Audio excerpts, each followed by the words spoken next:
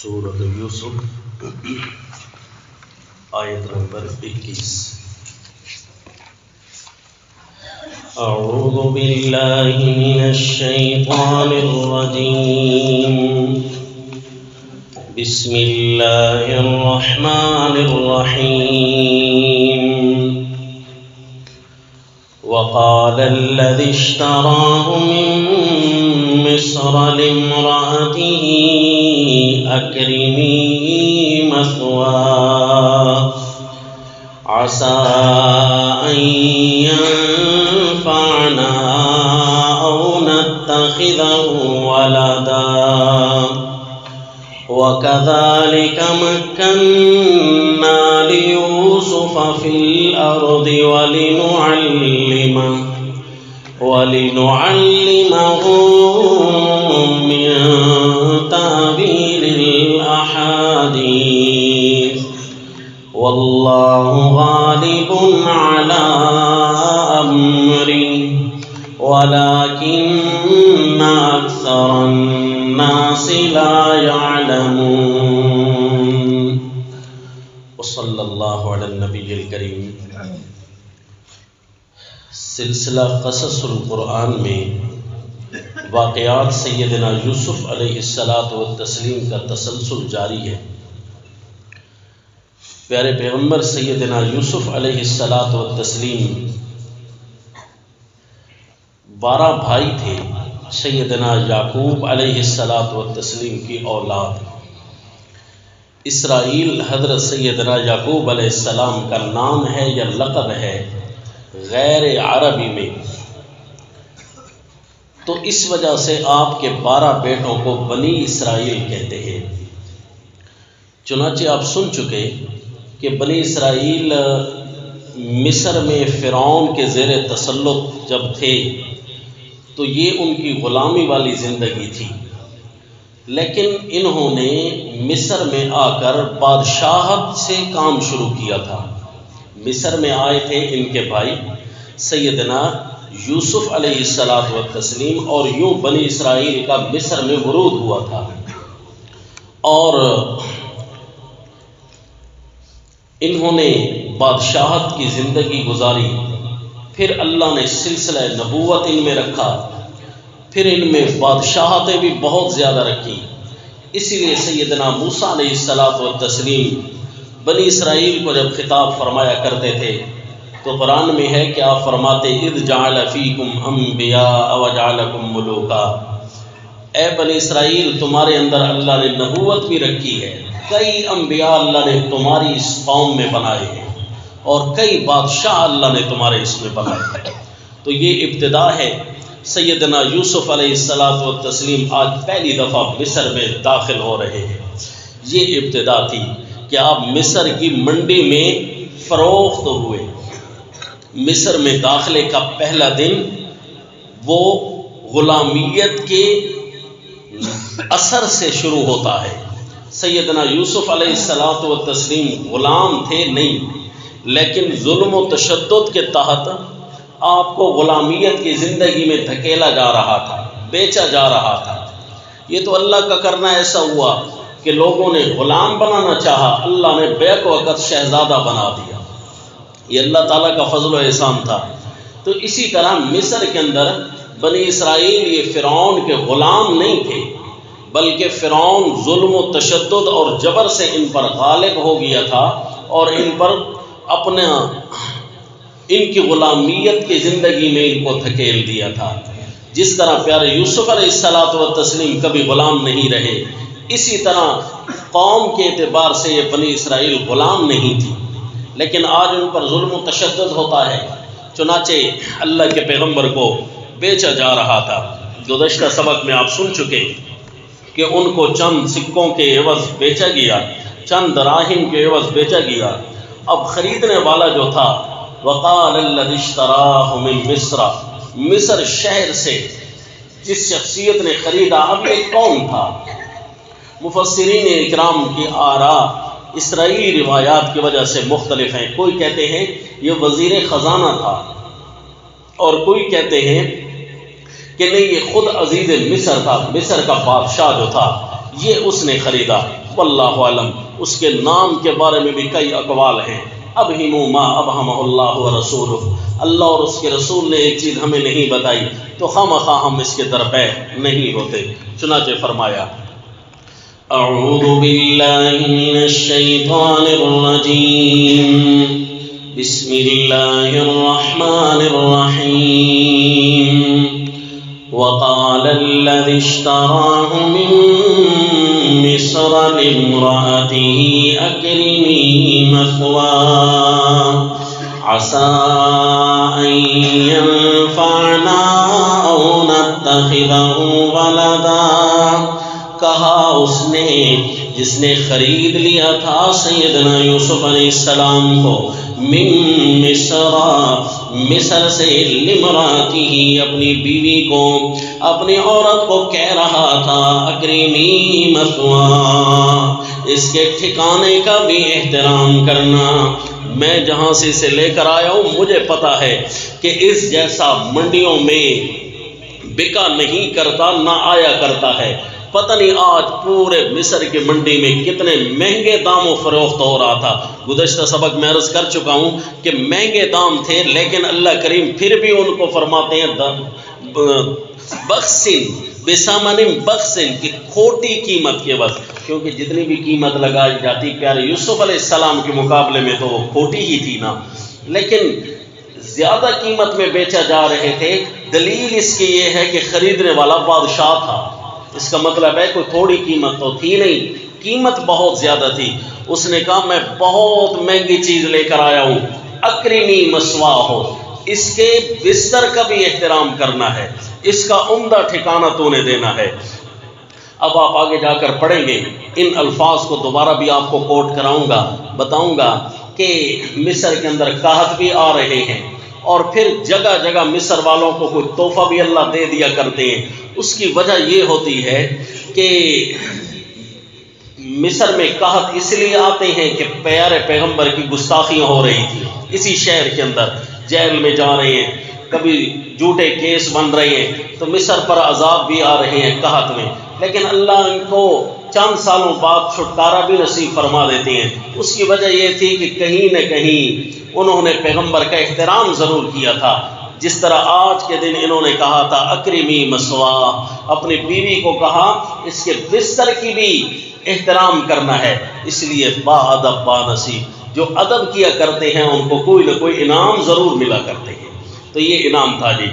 وقال الذي اشتراه من مصر لامرأته أكرمي مثواه عسى أن ينفعنا أو نتخذه ولدا، امید ہے کہ یہ ہمیں کوئی نہ کوئی نفع دے جائے گا یا ہم اسے بنا لیں گے اپنا بیٹا۔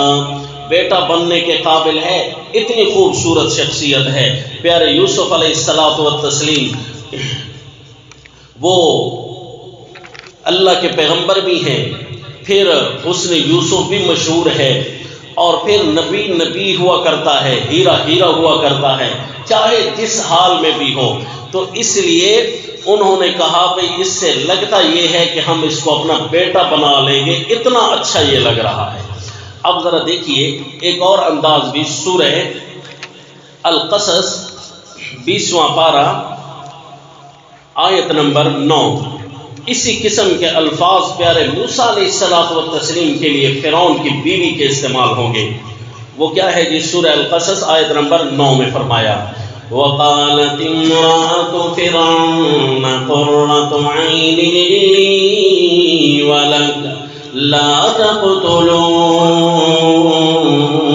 عسى أن ينفعنا أو نتخذه ولدا۔ کہنے لگی فرعون کی بیوی، جیسے ہی باہر نکالا نا سمندر دریا سے، صندوق سے باہر نکلے تو وہاں تو پیارے موسیٰ علیہ الصلوۃ والتسلیم تھے، پیغمبر کا مسکراتا چہرہ، خوبصورت چہرہ، القیت علیک محبۃ منی، سورہ طٰہٰ میں ہے کہ میرے پیغمبر ہم نے آپ پر ایسی محبت طاری کر دی تھی، جو بھی آپ کو دیکھتا آپ کا ہو کر رہ جاتا، کوئی ضد میں آ جاتا تو اور بات تھی، جیسے ہی فرعون کی بیوی نے دیکھا نا تو فرعون کے تیور تو یہ بتلا رہے تھے کہ یہ پانی بنی اسرائیل کے محلات سے ہو کر آ رہا ہے، ظاہر ہے میرے ڈر سے کسی نے صندوق میں رکھا ہوگا، پانی میں بہایا ہوگا، اس کو تو مارنا چاہیے۔ تو وہاں پر حضرت موسیٰ علیہ الصلوۃ والتسلیم کو گود میں سنبھالتے ہوئے بی بی آسیہ بولی جو فرعون کی بیوی تھی، کہنے لگی قرۃ عین لی ولک، یہ میری آنکھ کی ٹھنڈک ہے اور تیرے لیے بھی ٹھنڈک ہے۔ یہاں پر مصر کے اندر ظلم و تشدد، خون ریزیاں ہی میں نے سنی ہیں اس گھر میں آ کر، لیکن آج اس کو ایک نظر سے دیکھا ہے، میری آنکھیں ٹھنڈی ہو گئی ہیں۔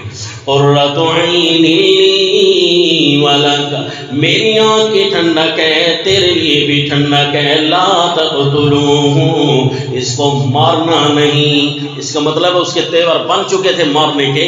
لا تقتلوہ، اسے مارنا نہیں۔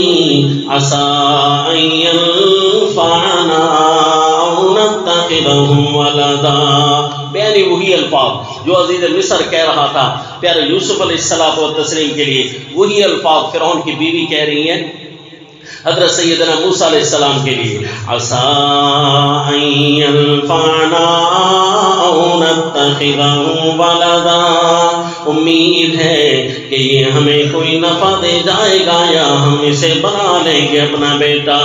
وہم لا یشعرون، اور انہیں یہ پتہ نہیں تھا جسے ہم اپنا بیٹا بنانے والے ہیں اللہ اسے تمہارا نبی بنانے والا ہے، انہیں یہ پتہ نہیں تھا۔ اسی طرح وہ بھی کہہ رہا تھا کہ اس کا ہم احترام کریں، امید ہے ہمیں کوئی نہ کوئی فائدہ ضرور دے جائے گا، اس کا چہرہ بتلاتا ہے کہ ضائع ہونے والی چیز نہیں ہے۔ او نتخذہ ولدا، یا ہم اسے اپنا بیٹا بنا لیں گے۔ اس نے بھی احترام کیا تھا پیارے موسیٰ علیہ السلام کا بچپن میں، اور احترام عزیز مصر بھی کر رہا ہے۔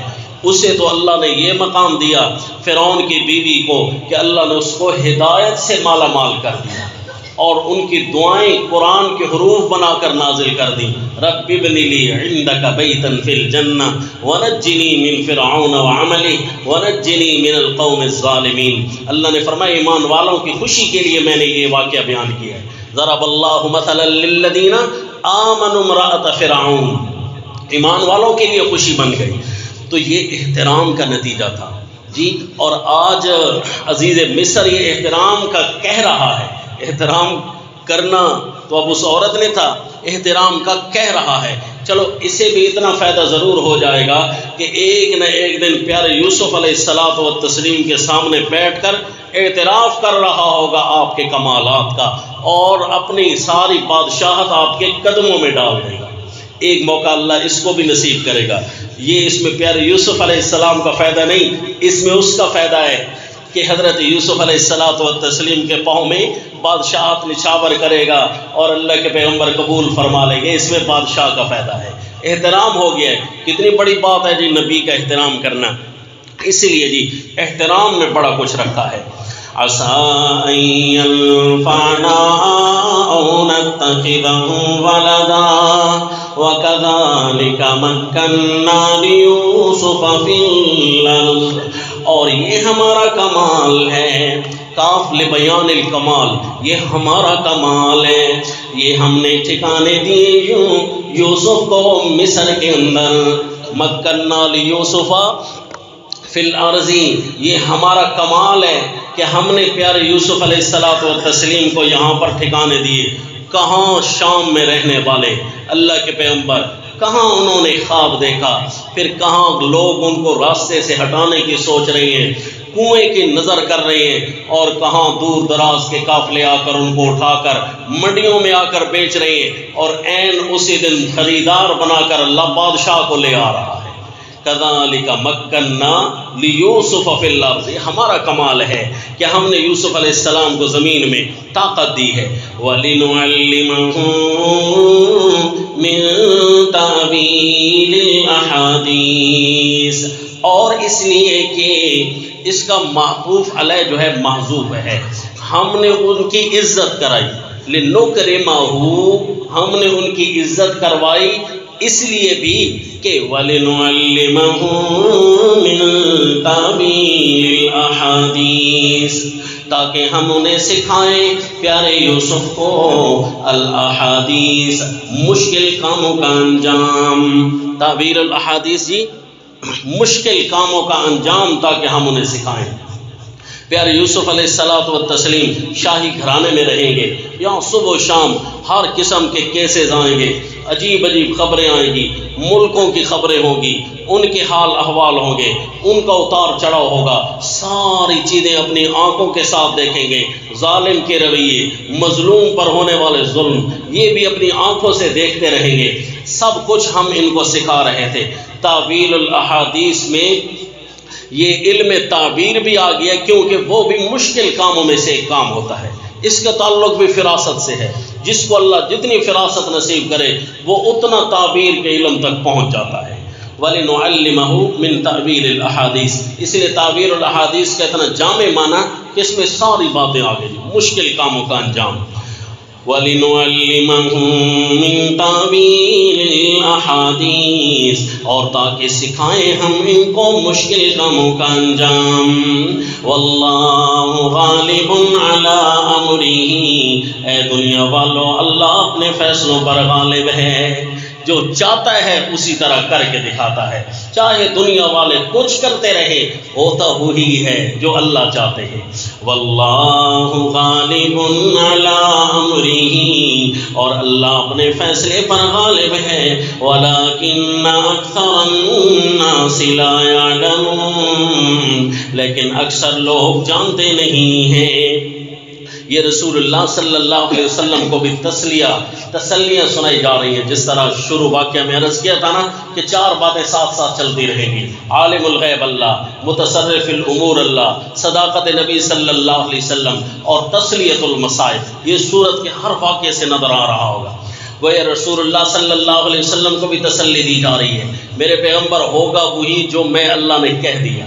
جس طرح سورہ القصص میں ہے: ان الذی فرض علیک القرآن لرادک الی معاد، جس ذات نے آپ پر قرآن نازل کیا ہے اور فرض کیا ہے، وہ ذات وعدہ کر رہی ہے کہ تمہیں یہی کا ہم نے حکمران بنانا ہے.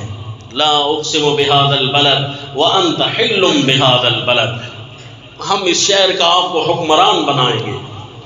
رسول اللہ صلی اللہ علیہ وسلم کو بھی تسلی ہو رہی ہے. اب مکہ والے تو نکالنے پر تلے ہوئے، وہ تو تدبیریں کر رہے ہیں. اذ یمکر بک الذین کفروا لیثبتوک او یقتلوک او یخرجوک ویمکرون ویمکر اللہ. وہ یہ تدبیریں کر رہے ہیں کہ آپ کو نکال دیں گے، آپ کو یہیں گرفتار کر کے نظر بند کر کے رکھیں گے، یا آپ کو مار ڈالیں گے.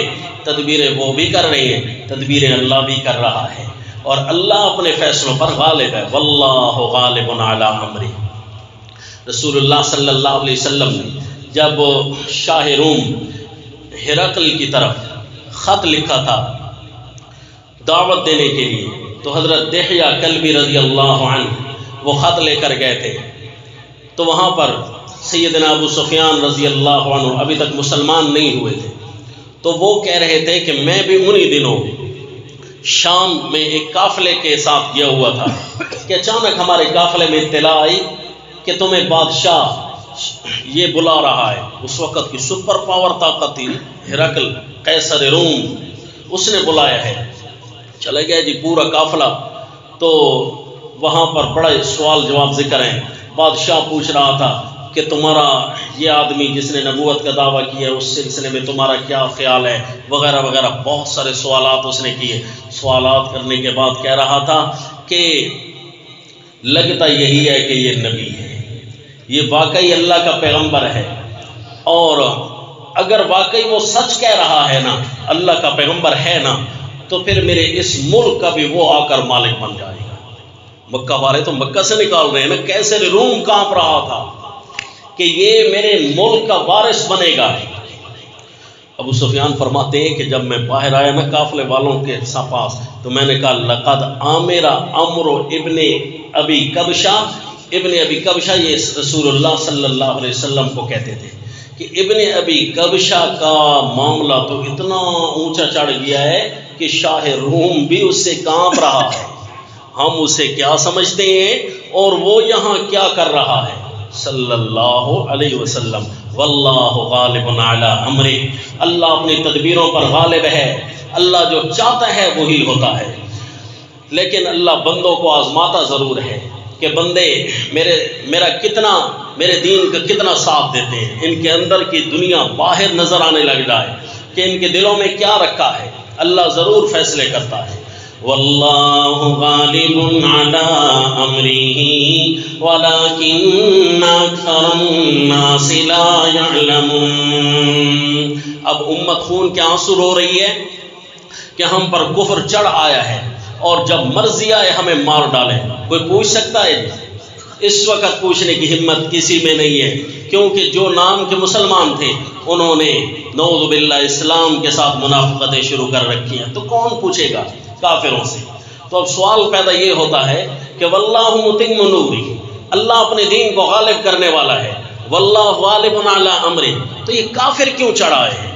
تو اس کا جواب بھی قرآن خود دیتا ہے کہ قرآن نے لوگوں کو سمجھایا تھا، بتایا تھا، ان احسنتم لانفسکم وان عدتم عدنا، اگر تو تم نے اچھائیاں کی، دیندار بنے رہے تو تم ہی ہو انتم الاعلم، تم ہی سپر پاور رہو گے، لیکن اگر تم نے دو نمبری شروع کی، پھر ہم بھی اپنے ایسے بندے بھیجیں گے، عباد لنا اولی باس شدید فجاسوا خلال الدیار، جو تمہارے شہروں میں داخل ہو جائیں گے، وَلِيَدْخُلُوا الْمَسْجِدَ كَمَا دَخَلُوهُ أَوَّلَ مَرَّةٍ، تمہاری مسجدوں میں داخل ہو جائیں گے، مسجد اقصیٰ میں داخل ہو کر اس کی سینٹ بجا دیں گے، نعوذ باللہ۔ یہ ہم کچھ درندے بھیجیں گے تمہارے اوپر، وہ درندے آئیں گے تمہیں ختم کرنے کے لیے۔ اللہ کا دین تو غالب ہے، پھر اللہ ان کے ساتھ خود نمٹ لے گا، پھر ان کو اللہ ختم کرے گا، لیکن اللہ ان کو بھی ختم کرنا چاہتا ہے جو اللہ کا نام لے کر دین حنیف کے ساتھ غداری کر رہے ہیں۔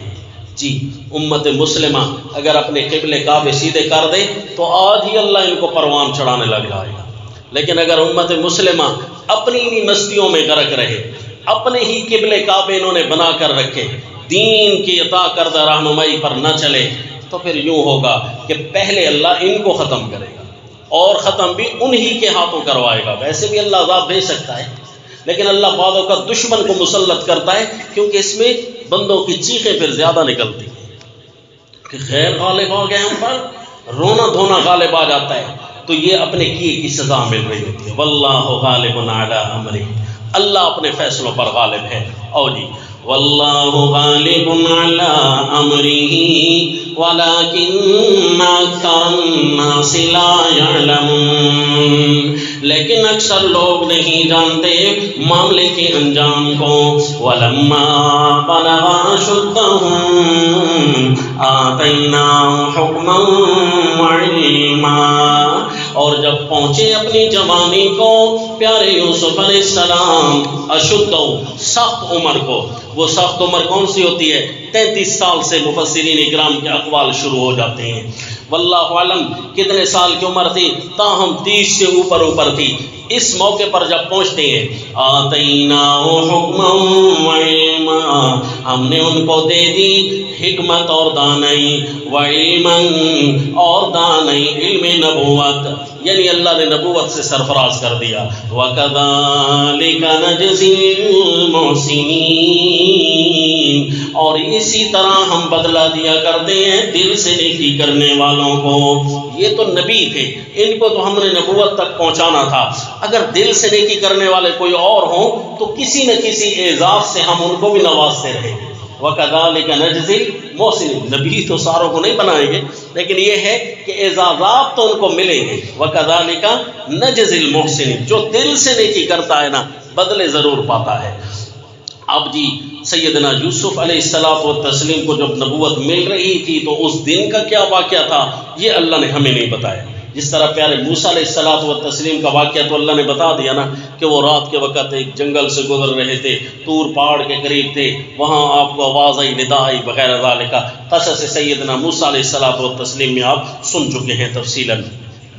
اب سیدنا یوسف علیہ السلام و تسلیم کو مل گئی، رہتے وہیں تھے، لیکن اللہ نے ان کو علم و عرفان سے مالا مال کر دیا، نور نبوت اللہ نے انہیں عطا کر دیا۔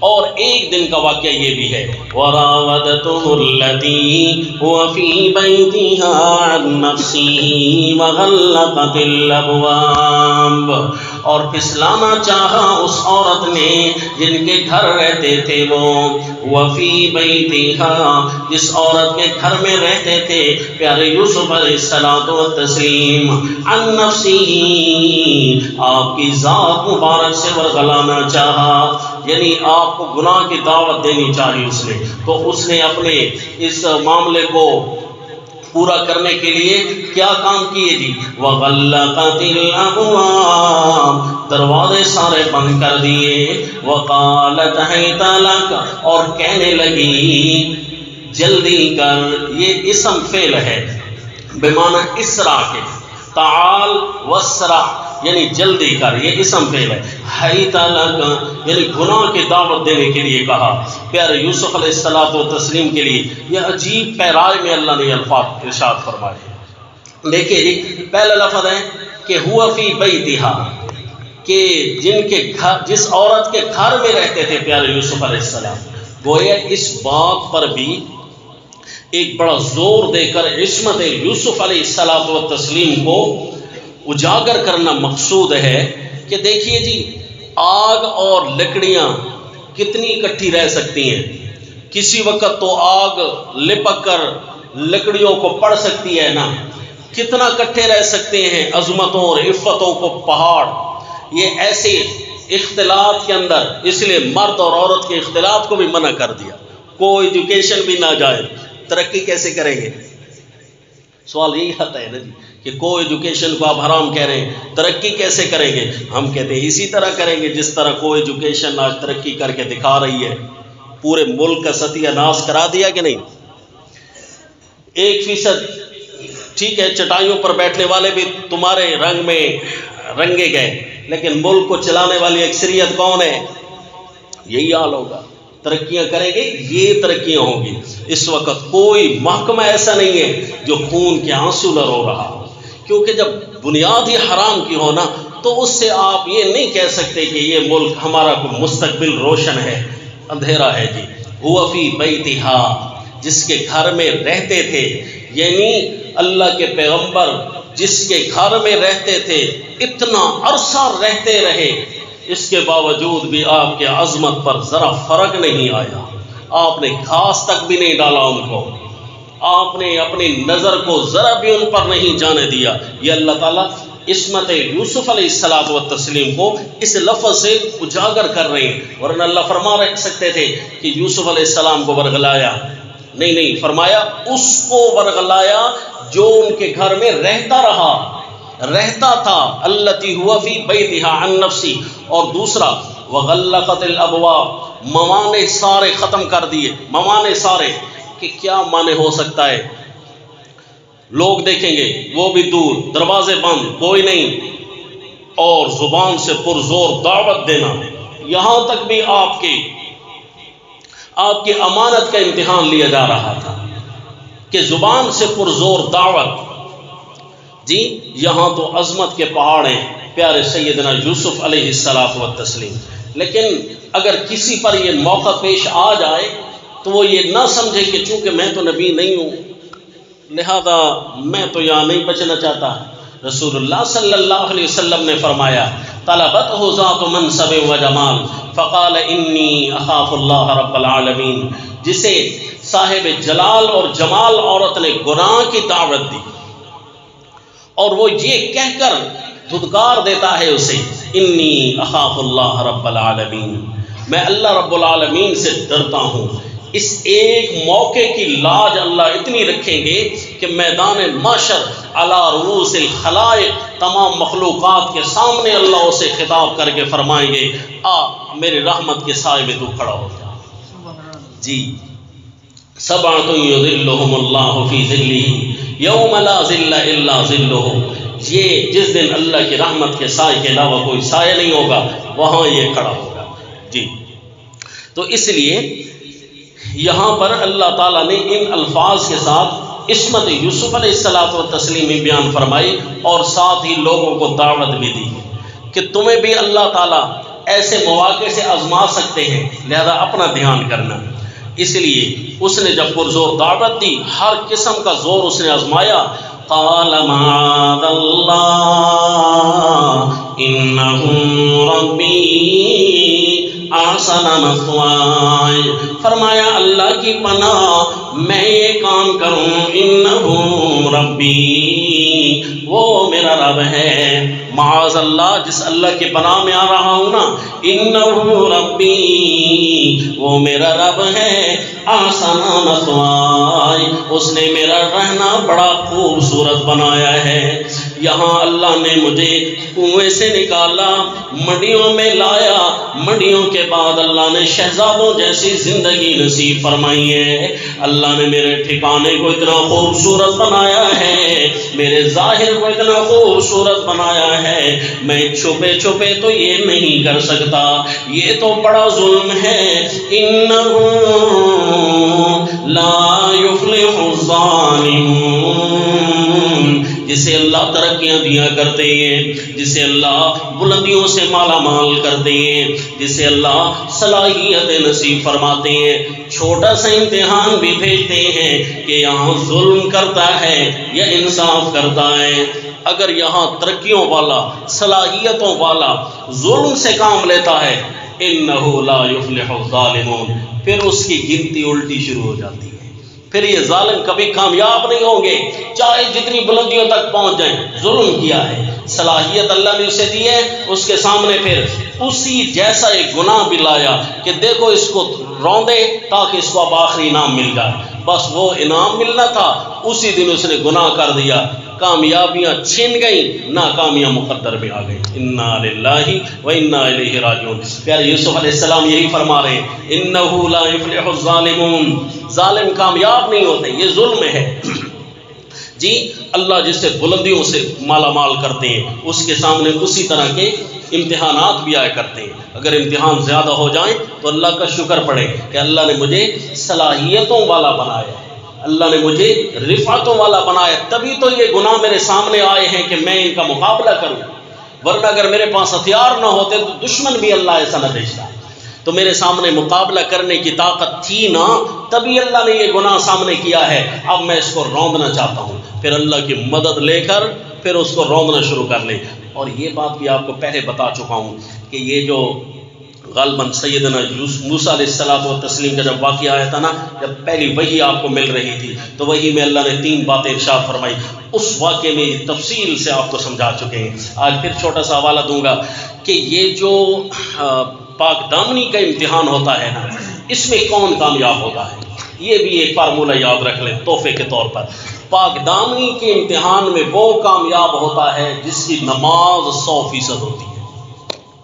دلیل قرآن کی آیت ہے، ان الصلاۃ تنہا عن الفحشاء والمنکر، کہ نماز جو ہے خلاف شرع امور سے روکتی ہے، اسپیشل فحشاء سے روکتی ہے۔